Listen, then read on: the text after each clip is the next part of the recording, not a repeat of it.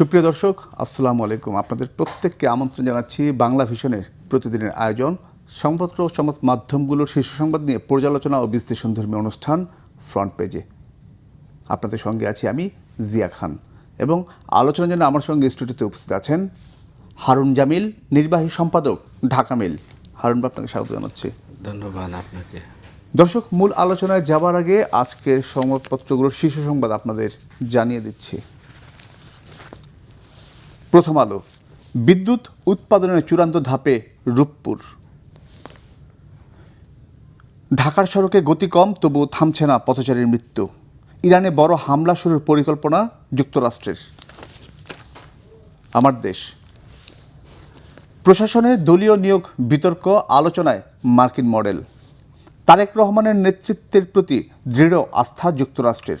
প্রধানমন্ত্রীর সঙ্গে সার্জিও গোরের বৈঠক। দৈনিক ইত্তেফাক, কৃষিসহ বিভিন্ন খাতে যুক্তরাষ্ট্রকে বিনিয়োগের আহ্বান প্রধানমন্ত্রীর। তারেক রহমান নেতৃত্বে দেশে স্থিতিশীলতা ফিরে আসছে, সার্জিও গোর। 4-5 বছরের মধ্যে অর্থনীতিতে ইতিবাচক পরিবর্তন আনা সম্ভব, ব্যবসায়ীদের সঙ্গে প্রধানমন্ত্রীর মতবিনিময়। কর্মী শূন্যতায় চাপ বাড়ছে বিভিন্ন সরকারি সেবায়। সমকাল, নিয়োগ পদোন্নতিতে মেধা দক্ষতা উপেক্ষা, প্রশাসনে গতি নেই। নদীর তলদেশে পাইপ কেটে গ্যাস চুরির চেষ্টা, মধ্যরাতের রান্না বাড়তি খরচে নারবিশ্বাস। যুগান্তর, জুলাই হারলে হেরে যাবে বাংলাদেশ, বিশেষজ্ঞদের অভিমত। রাষ্ট্রপতি পদে প্রার্থী চূড়ান্তের দায়িত্ব প্রধানমন্ত্রীর হাতে, বিএনপির স্থায়ী কমিটির বৈঠক। সমন্বিত প্রচেষ্টায় অর্থনীতিতে ইতিবাচক পরিবর্তন সম্ভব, শীর্ষ উদ্যোক্তাদের সঙ্গে মতবিনিময়ে প্রধানমন্ত্রী। মার্কিন বিনিয়োগ অব্যাহত রাখার আহ্বান, প্রধানমন্ত্রীর সঙ্গে সার্জিও গোরের সাক্ষাৎ। মানবজমিন, প্রধানমন্ত্রীকে যে বার্তা দিলেন সার্জিও গোর, বাংলাদেশ কেন সৌদি জোটে যোগ দিল। 2 মেট্রো স্টেশনে রহস্যজনক বস্তু, আতঙ্ক। কালের কণ্ঠ, বাংলাদেশ বিনিয়োগের জন্য অনুকূল, যুক্তরাষ্ট্রের বিশেষ দূতের বার্তা। রাষ্ট্রপতি নির্বাচনে প্রার্থী চূড়ান্তের দায়িত্ব পেলেন তারেক রহমান, বিএনপির স্থায়ী কমিটির বৈঠক। একসঙ্গে কাজ করলে অর্থনীতিতে ইতিবাচক পরিবর্তন সম্ভব, প্রধানমন্ত্রীর সঙ্গে ব্যবসায়ীদের 4 ঘন্টা বৈঠক। দৈনিক কালবেলা, চোরাবালিতে ব্যাংক খাত, বাংলাদেশ সহ 50 দেশে ভিসা বন্ড স্থায়ী করছে যুক্তরাষ্ট্র। যুক্তরাষ্ট্র বাংলাদেশ একসঙ্গে অনেক কিছু করতে পারে, প্রধানমন্ত্রীর সঙ্গে বৈঠকের পর মার্কিন দূত গোর। দৈনিক ইনকলাব, ফসলের ব্যাপক ক্ষতি, বন্যার প্রভাব সবজি বাজারে।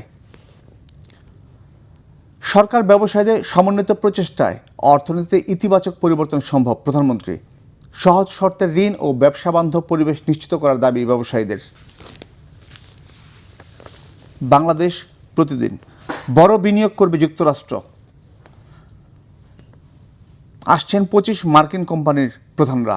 রাষ্ট্রপতি প্রার্থী মনোনয়নের দায়িত্ব তারেক রহমানের। দেশ রূপান্তর, সম্ভাব্যতা যাচাই ছাড়াই হবে তেল গ্যাস অনুসন্ধান। রাষ্ট্রপতি নির্বাচনের দায়িত্ব চেয়ারম্যানকে দিলেন নেতারা, বিএনপি স্থায়ী কমিটির বৈঠক। বাংলাদেশে যুক্তরাষ্ট্রের বিনিয়োগ বাড়ানোর আহ্বান প্রধানমন্ত্রীর। নয়াদিগন্ত, সীমান্তে নতুন নিরাপত্তা সংকট, আরাকান আর্মির মাদক সাম্রাজ্য। সরকার ও ব্যবসায়ীদের সমন্বিত চেষ্টায় ইতিবাচক পরিবর্তন সম্ভব, প্রধানমন্ত্রী। বণিক বার্তা, গ্যাস সংকট কাটাতে তাৎক্ষণিক সমাধান নেই সরকারের হাতে, ঘাটতি মেটানোর চেষ্টা। বাংলাদেশ সহ 50 দেশের নাগরিকদের জন্য ভিসা বন্ড স্থায়ী করছে যুক্তরাষ্ট্র। New age, amid crisis deters potential western RMG buyers. Daily observer, US reforms confidence in Tarique. দর্শক, এতক্ষণ শুনছিলেন সংবাদপত্রগুলোর শীর্ষ সংবাদ। এখন আমরা যাব মূল আলোচনায়। হারুন ভাই, আজকের পত্রিকা জুড়ে আছে মার্কিন যুক্তরাষ্ট্রের প্রেসিডেন্টের যে বিশেষ দূত, তিনি যে বাংলাদেশ সফর করলেন, তার সফরগিরি, আমাদের প্রধানমন্ত্রীর সঙ্গে বৈঠক, সেই বৈঠকের বিষয়বস্তু আসছে। পাশাপাশি রাষ্ট্রপতি নির্বাচন নিয়ে বিএনপির যে স্ট্যান্ডিং কমিটির বৈঠক সেটা রয়েছে। এছাড়া কিছু বিষয় রয়েছে, যেমন গ্যাসের যে সংকট, সেই বিষয়গুলো রয়েছে। পাশাপাশি আপনি খেয়াল করছেন যে বোমা আতঙ্ক ছড়িয়েছে বিভিন্ন স্টেশনে, বোমা সদৃশ বস্তু রাখার যে ঘটনা, সেই বিষয়গুলো। তো আমরা আলোচনাটা শুরু করব যে মার্কিন যুক্তরাষ্ট্রের যে বিশেষ দূত সার্জিও গৌর, তিনি বাংলাদেশে সফর করেছেন এবং তিনি বাংলাদেশের বিনিয়োগ বান্ধব, বাংলাদেশে যে বিনিয়োগ করতে যাচ্ছেন যুক্তরাষ্ট্রের বেশ বড় কিছু কোম্পানি, সেই বিষয়গুলো নিয়ে কথা বলেছেন এবং তারেক রহমানের যে নেতৃত্বে যুক্তরাষ্ট্রের দৃঢ়তা রয়েছে সেই বিষয়টা নিয়ে তিনি অভিপ্রকাশ জানিয়েছেন। ধন্যবাদ আপনাকে। দর্শক শ্রোতা যারা আছেন তাদের সবাইকে ধন্যবাদ আজকের বাংলা ভিশনের অনুষ্ঠানে। আপনি খুব যথার্থই বলেছেন, মার্কিন যুক্তরাষ্ট্রের দক্ষিণ পূর্ব এশিয়া বিষয়ক বিশেষ দূত সার্জিও গৌর, তিনি গতকাল আমাদের প্রধানমন্ত্রী জনাব তারেক রহমানের সাথে সাক্ষাৎ করেছেন এবং সেখানে মার্কিন যুক্তরাষ্ট্রের বর্তমান সরকারের প্রতি মার্কিন যুক্তরাষ্ট্রের যে সমর্থন এবং দৃঢ় সমর্থন এবং তাদের সামগ্রিক বিষয় নিয়ে, তাদের এখানে বিনিয়োগ এবং অন্যান্য বিষয় নিয়ে কথা বলেছেন এবং যুক্তরাষ্ট্রের খুব দৃঢ় সমর্থনও ব্যক্ত করেছেন। আমরা জানি এখন তো জুলাই আগস্ট চলে আসছে অলরেডি।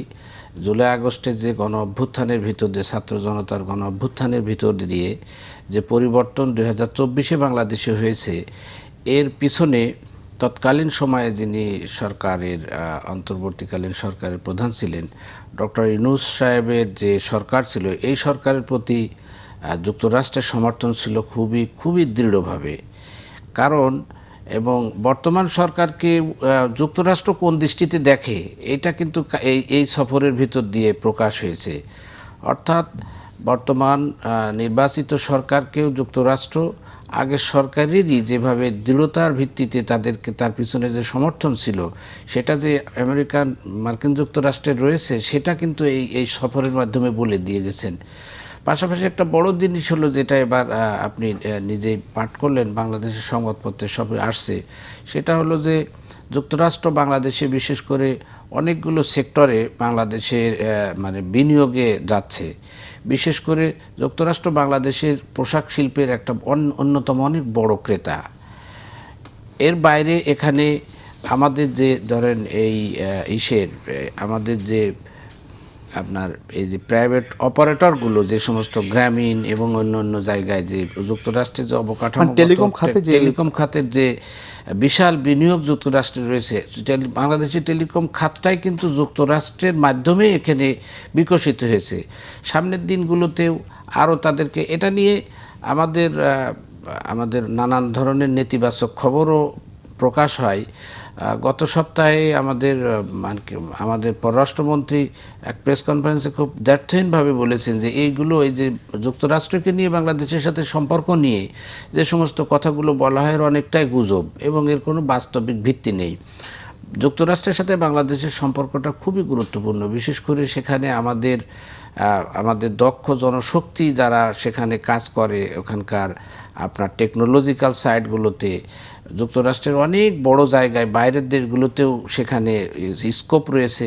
এখন এই যে নতুন বিনিয়োগ, এই বিনিয়োগের মাধ্যমে সেগুলো আরও অনেক বেশি বিকশিত হবে এবং সরকার সেটাই চাইছেন। আমাদের বর্তমান সরকারও চাইছেন যে যুক্তরাষ্ট্র বাংলাদেশে বিনিয়োগ করুক, বাংলাদেশের ডেভেলপমেন্ট পার্টনার হিসেবে তারা এগিয়ে আসুক এবং সে বিষয় নিয়ে কথাবার্তা এখানে হয়েছে। এবং যুক্তরাষ্ট্র বাংলাদেশের ডেমোক্রেটিক সিস্টেম, বাংলাদেশে গণতান্ত্রিক পদ্ধতি এবং স্থিতিশীলতা যে বাংলাদেশে চায়, সেটা কিন্তু খুব স্পষ্টভাবে কালকে বলে গেছেন। হারুন ভাই, একটা অন্য খবর যে সেটা হচ্ছে রাষ্ট্রপতি নির্বাচন, 23তম রাষ্ট্রপতি কে হচ্ছেন সেটা নিয়ে আমরা 22তম রাষ্ট্রপতি বিদায়ের পর থেকেই আমরা অনেক সংবাদই আপনার নজরে এসেছে। সব কিছু মিলিয়ে কালকে রাতে বিএনপির হাইকমান্ডের যে একটা বৈঠক হয়েছে এবং সেখান থেকে কিন্তু তারা নীতি নির্ধারণী ফোরাম থেকে বলা হয়েছে যে সেই রাষ্ট্রপতি নির্বাচনের সম্পূর্ণ দায়িত্ব চেয়ারম্যানের হাতে।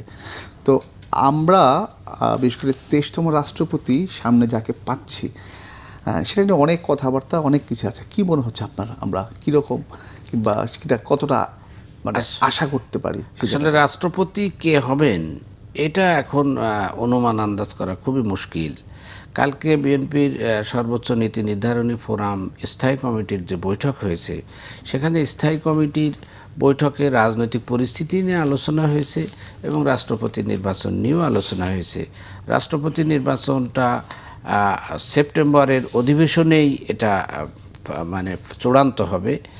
এখন তার আগে কে হবে, কাকে মনোনয়ন দেওয়া হবে বিএনপির পক্ষ থেকে, সেটার পুরোপুরি দায়িত্ব ভার অর্পণ করা হয়েছে দলের চেয়ারম্যানের উপরে। স্ট্যান্ডিং কমিটিতে মূলত এটাই ছিল ডিসক্লোজার।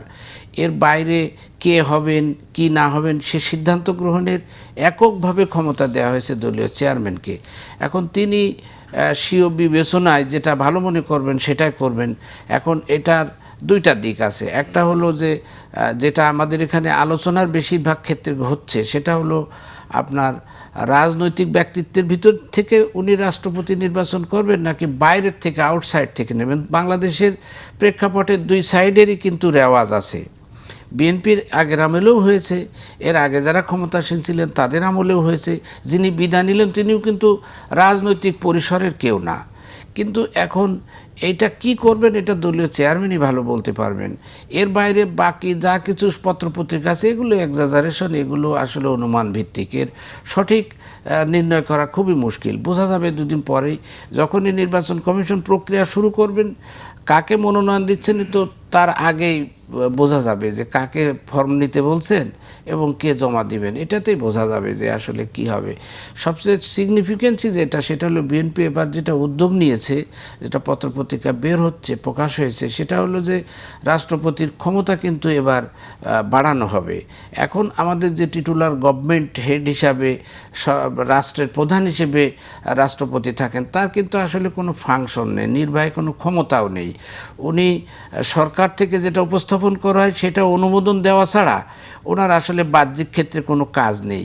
কিন্তু বিএনপি মানে নির্বাহী বিভাগ এবং রাষ্ট্রপতির ক্ষমতার ভিতরে একটা ভারসাম্য আনার বিষয়ে খুবই জোরালোভাবে চিন্তাভাবনা করছে। সেক্ষেত্রে যতটুকু আলাপ আলোচনা আসছে যে বিশেষ করে আমাদের সাংবিধানিক প্রতিষ্ঠানগুলোতে, সাংবিধানিক বডিগুলোতে নিয়োগের ক্ষেত্রে রাষ্ট্রপতির একটা মতামতটাই চূড়ান্তভাবে দেওয়া হবে এরকমই দেখা যাচ্ছে। বিভিন্ন মানবাধিকার কমিশন, আমাদের যে সমস্ত সাংবিধানিক পদগুলো আছে এবং এক্সট্রা স্ট্যাটুটরি বডি যেগুলো আছে সেগুলোর প্রধান নিয়োগের ক্ষেত্রে রাষ্ট্রপতির ক্ষমতা বাড়ানো হবে। এক্সিকিউটিভ কিছু ক্ষেত্রেও চিন্তাভাবনা করা হচ্ছে। সেটা যদি হয় তাহলে নির্বাহী বিভাগ এবং রাষ্ট্রপতির ক্ষমতার ভিতরে একটা ভারসাম্য আসবে। এটাই আগামী দিনগুলো দেখার আপনি বিষয়টা সামনে নিয়ে আসলেন। এই রাষ্ট্রপতিকে নিয়ে যে চিন্তাভাবনা, মানে এই যে ক্ষমতা বাড়ানোর যে পথে হাঁটছে বিএনপি, এতে করে আমাদের ভবিষ্যৎ রাজনীতির ক্ষেত্রে কিংবা সরকার এবং রাষ্ট্রপতি নিয়োগের ক্ষেত্রে তখন এটা আপনি মানে কী প্রভাবটা পড়বে, কিংবা সেটা কি ইতিবাচক? তো অবশ্যই সেই জায়গাটায় অন্য রাজনৈতিক দলগুলা মানে সামনের দিকে তারা কতটা মানে এই জায়গাটায় এই পথে হাঁটতে পারেন? ধন্যবাদ। আমি যতটুকু বুঝছি যে আপনি বুঝতে চাচ্ছেন যে নির্বাহী বিভাগ এবং রাষ্ট্রপতির ভিতরে যদি ক্ষমতার দ্বন্দ্ব শুরু হয় ক্ষমতা প্রয়োগের ক্ষেত্রে, সেক্ষেত্রে কি হবে। এটা একটা ভারসাম্য থাকবে। আর সব ক্ষেত্রে কিন্তু রাষ্ট্রপতির ক্ষমতা বাড়ানো হবে না। রাষ্ট্রপতির ক্ষমতা বাড়ানো এখন তো তার কিছুই করা নেই। ওই যে আমাদের সর্বোচ্চ সাজা মওকুফের যে বিধানটা আছে রাষ্ট্রপতি করেন, সেটাও নির্বাহী বিভাগ থেকে পাঠানো হয়, তারপরে উনি সিগনেচার দেন। তো এর বাইরে তো রাষ্ট্রপতির আসলে সাংবিধানিকভাবে কোনো ক্ষমতা নেই। এখন এটা পরীক্ষা নিরীক্ষার পর্যায়ে আছে যে কোন ক্ষমতা কতটুকু বাড়ানো হবে এবং কিভাবে হবে। এটা টোটাল আইনটা না দেখলে বলা মুশকিল কোন কোন জায়গা ক্ষেত্রে। আপনি যেটা আশঙ্কা করছেন এটা আমার মনে হয় না যে রাষ্ট্রপতি কিংবা নির্বাহী বিভাগের ভিতরে এটা মানে কোনো দ্বন্দ্ব বা কোনো ধরনের বিরোধ তৈরি হবে। কারণ এটা আইনে সে বিচার বিশ্লেষণ করে আইনটা প্রণয়ন করা হবে।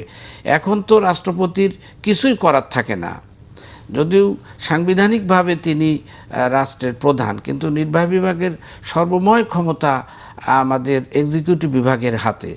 এ কারণে রাষ্ট্রপতির ক্ষমতা যদি কিছু কিছু ক্ষেত্রে বাড়ানো হয়, অ্যাটলিস্ট তিনি ওই একেবারে মানে টিটুলার গভর্নমেন্ট হিসাবে, সরকার প্রধান হিসাবে, রাষ্ট্রপ্রধান হিসাবে তিনি থাকবেন না।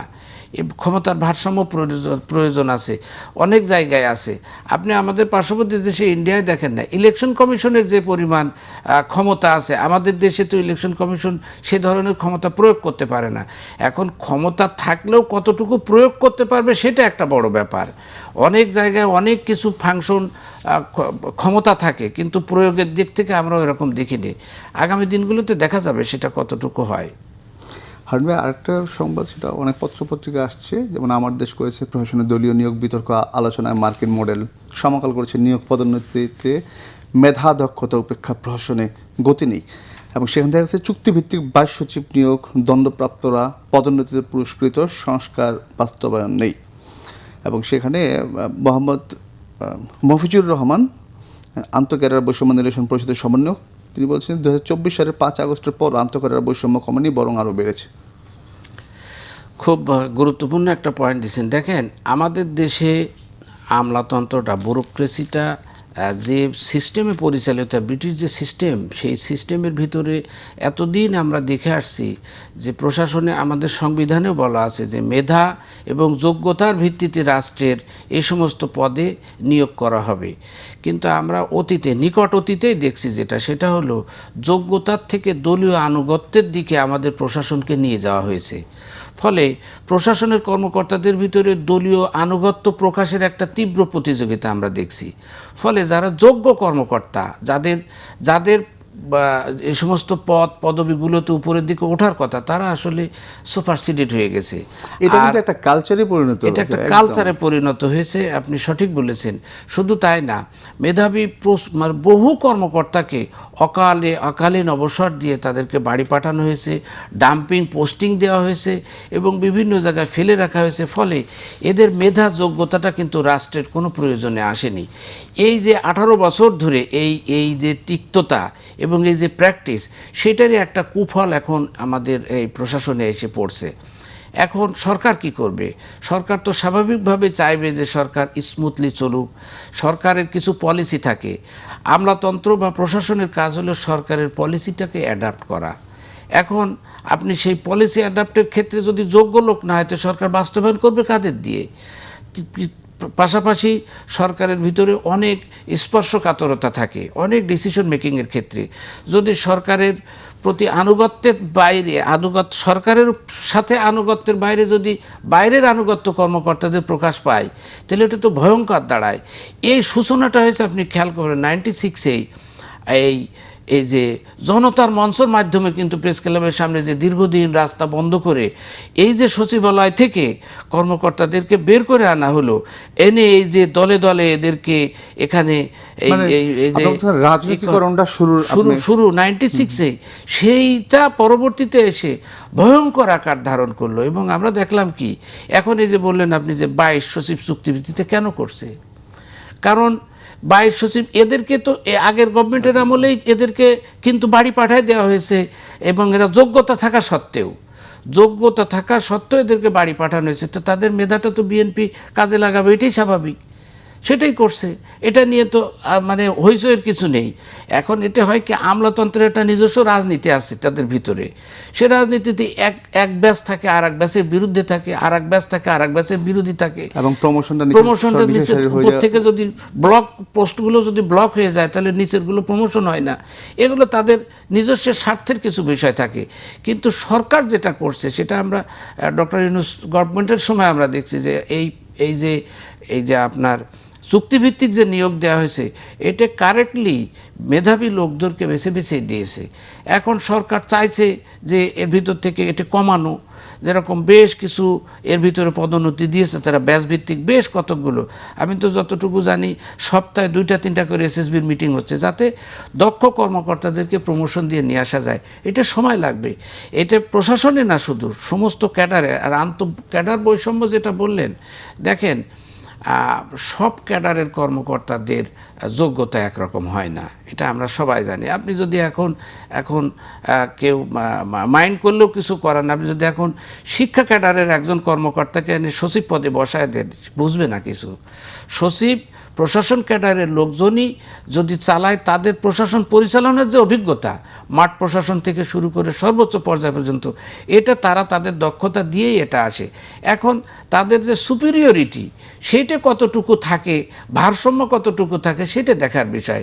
সেটা তো অতীতেও এ ধরনের হয়েছে।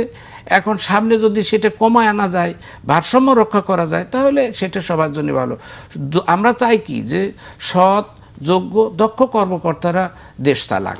যে বিষয়টা বললেন ঠিক আছে, কিন্তু আরেকটা বিষয় যেটা হচ্ছে যে প্রশাসন দলীয় নিয়োগ নিয়ে যে বিতর্ক রয়েছে, এবং সেটা আসছে যে মার্কিন মডেল সেই জায়গার রাজনৈতিক নিয়োগ নিয়ে কথা বলা হয়েছে আর কি। আমাদের দেশে এটা একটু কঠিন। দলীয় আমেরিকান সিস্টেম সেটা হলো আপনার যে সরকার আসে তারা তাদের দলীয় লোকজন নিয়ে এসে বিভিন্ন জায়গায় পদবি দেয়। বিশেষ করে তাদের ধরেন রাষ্ট্রদূতদেরও কিন্তু তারা ওই যে মানে বড় পরিমাণ তাদেরকে অনেক রকম একটা বোর্ড ফেস করা লাগে এবং যোগ্যতার ভিত্তিতে আসে সেখানে।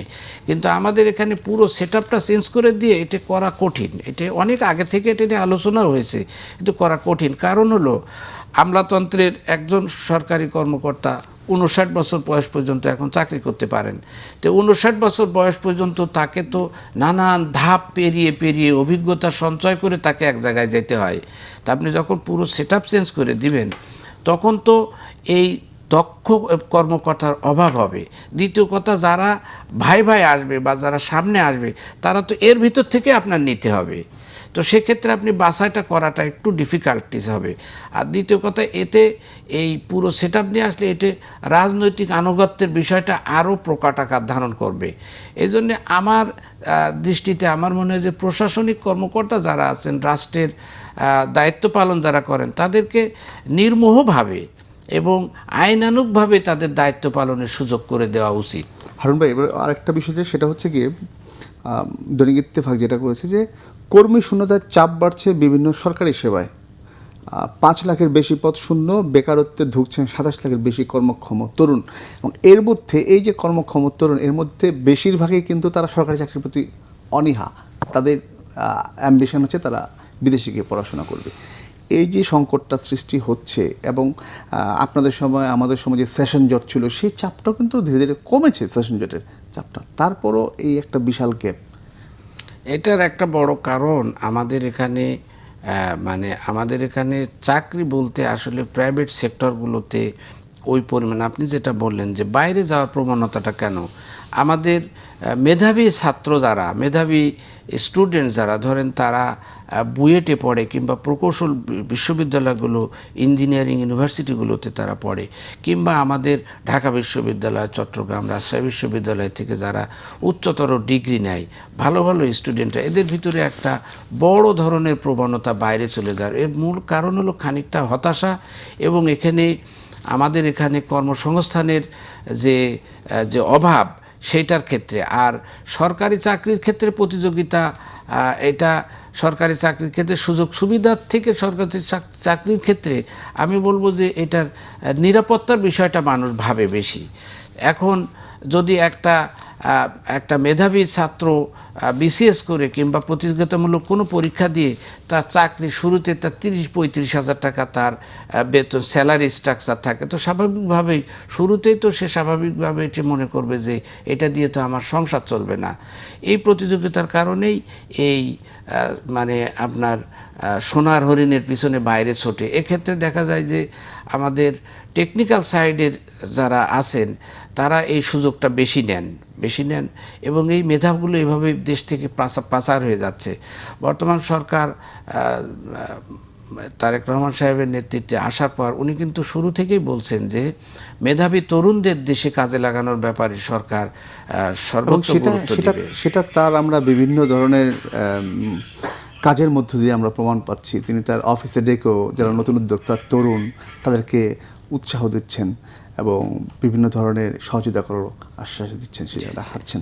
এখন একটু আরেকটা জায়গায় যেতে চাই, সেটা হচ্ছে আপনাদের প্রাইম মিনিস্টার গতকাল মিটিং করেছেন যে 4-5 বছরের মধ্যে অর্থনৈতিক ইতিবাচক পরিবর্তন সম্ভব, ব্যবসায়ীদের সঙ্গে মত বিনিময়ে অবশ্যই চেষ্টা করছেন। পাশাপাশি আমাদের যে গ্যাস সংকট, সেটা আপনি দেখতে পাচ্ছেন যে প্রতিদিনই খবর হচ্ছে, যেমন সমকালো করেছে মধ্যরাতে রান্না, বাড়তি খরচে নাবিশ্বাস, পাশাপাশি ছুটির দিনও মাত্রা ছাড়া লোডশেডিং, গ্রাহকরা অতিষ্ঠ।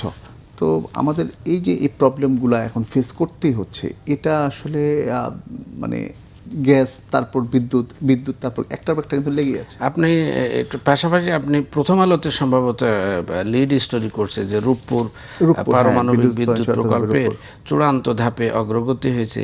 এটার ইন্টারনালি কিছু সমস্যা ছিল, যেরকম এটা তো একটা রাশিয়ান প্রজেক্ট, রাশিয়ানদের যে পেমেন্ট ছিল সেই পেমেন্টগুলো গভর্নমেন্ট পরিশোধ করা নিয়েও কিছু জটিলতা ছিল। আমি যতটুকু জানি সেগুলো সরকার ওভারকাম করছে। এবং রূপপুর পারমাণবিক বিদ্যুৎ প্রকল্পে আমাদের মানে দুইটা ইউনিটে 1200 মেগাওয়াট করে 2400 মেগাওয়াট ওখান থেকে বিদ্যুৎ কিন্তু আসবে। আমাদের টোটাল বিদ্যুতের চাহিদা এখন মানে পিক আওয়ারে, পিক মৌসুমে 1500 থেকে 2500 মেগাওয়াটের ঘাটতি আছে। এটা চাহিদা অনুযায়ী নির্ভর করে। আগের গভর্নমেন্ট যেটা করছে সেটা হলো কুইক রেন্টাল সহ কিছু কিছু পদক্ষেপ নিয়ে তাৎক্ষণিকভাবে এগুলো অনেক ব্যয়বহুল বিদ্যুৎ প্রকল্পগুলো চালু করে তারা এই সমস্যাগুলো সমাধানের চেষ্টা করে। এই গভর্নমেন্ট কিন্তু সেটা না, এটা স্থায়ী সমাধানের দিকে যাচ্ছে। বিদ্যুতের সমস্যাটা আমি যতটুকু জানি, খোঁজখবর পত্রপত্রিকায় দেখছি, সেটা হলো যে বিদ্যুতের সমস্যাটা সমাধান হবে। আজকে প্রথম আলো রিপোর্টও করছে যে এবছরে এবং সে সরকারের পক্ষ থেকে ঘোষণা ছিল হয়তো 2 সপ্তাহ 3 সপ্তাহ এরকম একটা সময় ছিল যে সে তার মধ্যে যে সমাধানের বিষয় তারা হাঁটছে। এই বিদ্যুতের প্রকল্পটা এটা হবে খুব দ্রুতই, হয়তো আগামী 6 মাসের ভিতরে এটা আসবে। আর গ্যাস নিয়ে হ্যাঁ বলেন। আপনি গ্যাসটা বলে আমি আরেকটা কোশ্চেনে যাব শেষ দিকে। আমরা গ্যাসের সংকটটা নিয়ে একটু শেষ করেন আপনি। গ্যাসের সমস্যা নিয়ে, গ্যাসের আসলে চাপ কম। গ্যাসের চাপটা আমাদের বিদ্যুৎ জ্বালানি প্রতিমন্ত্রী 2-3 দিন আগে ঘোষণা দিয়েছেন যে সপ্তাহখানেক ভিতরে এটা সমাধান হবে। হারুন ভাই, আমি একটু অন্য, সেটা হচ্ছে আপনি দেখছেন বোমাতঙ্ক ছড়িয়েছে। আপনি দেখছেন কয়েকদিনের মধ্যে মতিঝিল এবং আশুলিয়ায় বোমা পাওয়ার পর সদৃশ ইম্প্রোভাইজ এক্সপ্লোসিভ ডিভাইস সেখানে পাওয়া গেছে। তারপর আপনি দেখছেন ঢাকার 2 মেট্রো স্টেশন অর্থাৎ মিরপুর এবং ফার্মগেটে সেই বোমা সদৃশ বস্তু পাওয়া গেছে। এটার আসলে আপনি কি মনে করতেছেন?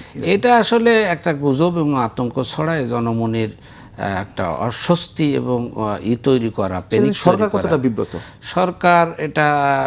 সরকার তো বিষয়টা গুরুত্বের সাথে দেখছে, সরকার তো বিষয়টা অবশ্যই দেখছে। তবে আমার ধারণা যে এগুলো, এই যে জুলাই আগস্ট চলছে, তো এরপরে এই জিনিসগুলো কমে আসবে। জুলাই আগস্ট কেন্দ্রিক যে 5 আগস্ট কেন্দ্রিক যে একটা আমাদের এখানে এক ধরনের চলছে, তো এগুলোকে দৃষ্টি অন্যদিকে নিয়ে যাওয়ার জন্যে সামহাও পিছন থেকে এই কলকাঠিগুলো নাড়া হচ্ছে। তো এইটা কেটে যাবে এবং এটা আসলে এটার সাথে বাস্তবতার কোনো মানে নেই, সম্পর্ক নেই। ধন্যবাদ হারুন জামিল ভাই আপনাকে বাংলা ভিশনে আসার জন্য।